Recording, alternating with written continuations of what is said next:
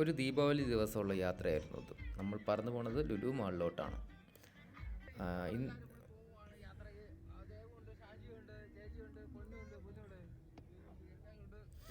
പൊന്നു, ചേച്ചി, ദേവു എല്ലാവരും നമ്മുടെ കൂടെ ഉണ്ട്. കാര്യം ദേവുവിൻ്റെ ബർത്ത്ഡേ 18-ാം തീയതി ആയിരുന്നു, അതായത് ഒക്ടോബർ 18. നമ്മൾ 19-നാണ് നമ്മൾ പോകുന്നത്. കാര്യം അന്ന് പോകാനായിട്ട് ഞാൻ വിളിച്ചപ്പം അവർ വേറെ പരിപാടിയായിട്ടും കാര്യങ്ങളൊക്കെ ആയിരുന്നു. അപ്പോൾ നമ്മൾ നേരെ ദീപാവലി ദിവസം ലുലു മാളിലോട്ട് പോയി. ലുലു മാളിൽ പാർക്കിംഗ് ഇങ്ങനെ കാണാൻ നല്ല ഭംഗിയുണ്ടായിരുന്നു. പിന്നെ പാർക്കിംഗ് ഞാൻ ഇതേണക്ക് വീഡിയോ എടുത്ത് വെച്ചത് എന്തിനാന്ന് വെച്ച് കഴിഞ്ഞാൽ മറക്കാതിരിക്കാനായിട്ടാണ്. എങ്ങോട്ടാണ് പിന്നെ ലുലു മാളിൻ്റെ അകത്ത് കയറി ആദ്യം തന്നെ നേരെ ഫണ്ടൂറിലോട്ട് പോയി. അവിടെ പോയിട്ട് ഓഫർ ഉണ്ടായിരുന്നു. 2500 2000 രൂപയ്ക്ക് ചാർജ് ചെയ്ത് 4000 5000 രൂപ കിട്ടും. ആദ്യം തന്നെ അമ്മുവും കൊച്ചുങ്ങളും വേറെ തുള്ളിച്ചാടുന്ന ഒരു സ്ഥലത്ത് പോയി. അവിടെ 550 പ്ലസ് എന്തൊക്കെയായിരുന്നു. നമ്മളെല്ലാവരും കൂടി ഇവിടെ കയറി. ഇത് എന്തോ 2D എന്തോ സാധനമാണ്.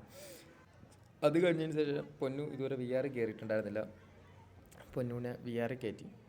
VR എക്സ്പീരിയൻസ് എനിക്ക് ഭയങ്കര പേടിയാണ്, അതുകൊണ്ട് ഞാൻ കയറിയില്ല. ഞാൻ ഓൾറെഡി കയറിയിട്ടുണ്ട്, പക്ഷെ നല്ലൊരു എക്സ്പീരിയൻസ് ആണ്. എനിക്ക് തോന്നുന്നു ഇത് 2-3 പ്രാവശ്യം ഇതിങ്ങനെ കയറി. അപ്പോൾ അത് ചീത്തയായി. എനിക്ക് കണ്ടപ്പോൾ ദേഷ്യം വന്നു. ഞാൻ അത് കണ്ണി നിളവിപ്പോയി. അങ്ങനെ ഞാൻ അവിടെ കിടന്ന് അങ്ങേരുമായിട്ട് ചെറിയ പയ്യനുമായിട്ട് ചെറിയ ഇതുണ്ടാക്കി. കാര്യം നമുക്ക് എക്സ്പ്ലോർ ചെയ്യണ്ടേ, അല്ലാതെ ചുമ്മാ ഊരിപ്പോയി അവർ ഒരു എന്താ 2-3 മിനിറ്റ് 4 മിനിറ്റ് എന്തോ ആയിരുന്നു അതെടുത്ത് കറക്കി ചുമ്മാ ഇതാണ്. പിന്നെ കൊച്ചുങ്ങളുടെ സെക്ഷനിലോട്ട് പോയി. മെയിനായിട്ട് കൊച്ചുങ്ങൾക്ക് വേണ്ടിയാണ് പോയത്. ഓക്കെ, അങ്ങനെ കൊച്ചുങ്ങളൊക്കെ അത്യാവശ്യം നല്ല രീതിക്ക് എൻജോയ് ചെയ്തുകൊണ്ടിരിക്കുന്നു.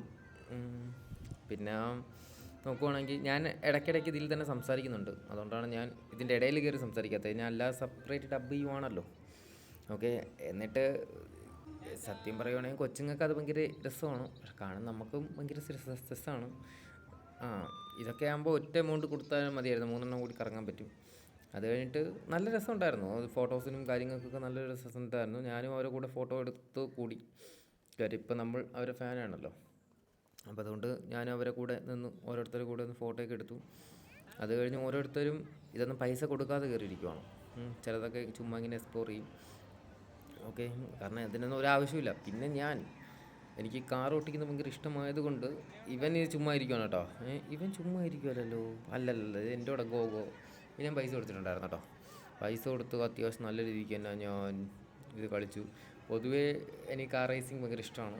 അത് നേരിട്ട് ഓട്ടിക്കാനും ഗെയിമിലാണെങ്കിലും. അങ്ങനെ ഗെയിമൊന്നും കളിക്കില്ല, പക്ഷേ ഇവിടെ പോകുമ്പോഴത്തേക്ക് അത്യാവശ്യം നല്ലോണം ഓട്ടിച്ച് കളിക്കും. പക്ഷേ ഗെയിമിൽ കളിക്കുന്ന സമയത്ത് ഒന്നും മാക്സ് കണ്ടും ഇതേ കണക്ക് ചുറ്റിക്കറങ്ങി മര്യാദയ്ക്ക് ഓടത്തില്ല. കാര്യം ഓട്ടിക്കാൻ അറിയത്തില്ല എന്നല്ല, അതിലൊട്ടിക്കാൻ അറിയത്തില്ല കേട്ടോ. തകർന്ന് പോയത് കണ്ടോ. അതേ കണക്കാണ് എൻ്റെ കാറുകൾ പറന്ന് പോണത്. ഓക്കെ, എൻ്റെ അഹങ്കാരത്തിന് എന്തെങ്കിലും ഒരിക്കൽ എൻ്റെ കാറ് പറക്കും കേട്ടോ. കാരണം റിയൽ ലൈഫിൽ ഞാൻ പറഞ്ഞത് കേട്ടോ. അത്രയ്ക്ക് സ്പീഡിലാണ് ഞാൻ പോകുന്നത് എന്നതാണ് എൻ്റെ അഭിപ്രായം. സോ ഇത് തീരുന്നില്ല, ഇത് കുറേ നേരമല്ലോ. ഇത് അമ്മുവാണ് വീഡിയോ എടുത്തത്. ഇതേ കണക്കെടുത്ത് അപ്ലോഡ് ചെയ്തു. അതുകൊണ്ട് അത്യാവശ്യം നല്ലൊരു എന്താ പറയുക ഡ്യൂറേഷനുണ്ട്. വേണമെങ്കിൽ കട്ട് ചെയ്യാം, പക്ഷെ കട്ട് ചെയ്യണ്ട, കിടക്കട്ടെ കേട്ടോ. ഇത് അത്യാവശ്യം നല്ല സമയമെടുത്ത് ചെയ്യുന്നതാണ്. ഇതേ കണക്കുള്ള ഒരുപാട് ഗെയിമുകൾ നമ്മൾ കളിച്ചു. അവസാനം ഞാൻ തോക്കാൻ വേണ്ടി കളിക്കുമ്പോഴാണ് നമുക്ക് ജയിക്കാനായിട്ടൊരു പ്രചോദനം ഉണ്ടാകുന്നത്. തോക്കാൻ വേണ്ടി കളിച്ചതല്ല, ജയിക്കാൻ വേണ്ടി കളിച്ചതാണ്. തോറ്റുപോയി എന്നതേ ഉള്ളൂ. സോ കേട്ടോ, 4th, ഇത് 40ാമത് പൊസിഷൻ. അതാണ് നമ്മൾ.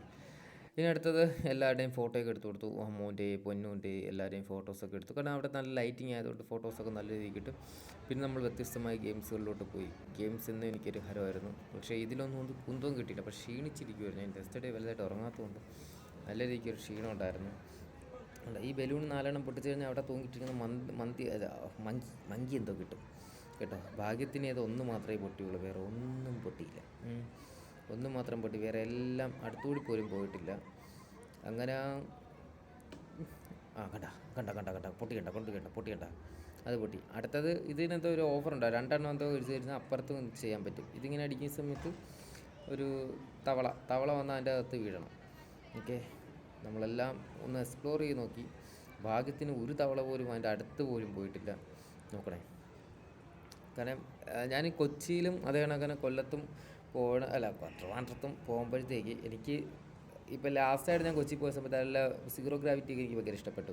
ട്രിവാൻഡ്രത്ത് ഇടയ്ക്കിടയ്ക്ക് സ്ഥിരമായിട്ട് പോണതുകൊണ്ട് ഒരു നമ്മുടെ മുറ്റത്തെ മുല്ലേക്ക് മണമില്ലെന്ന് പറയുന്നതൊക്കെ എനിക്ക് കൊച്ചി എപ്പോഴും ഇപ്പോൾ പോകാറില്ല.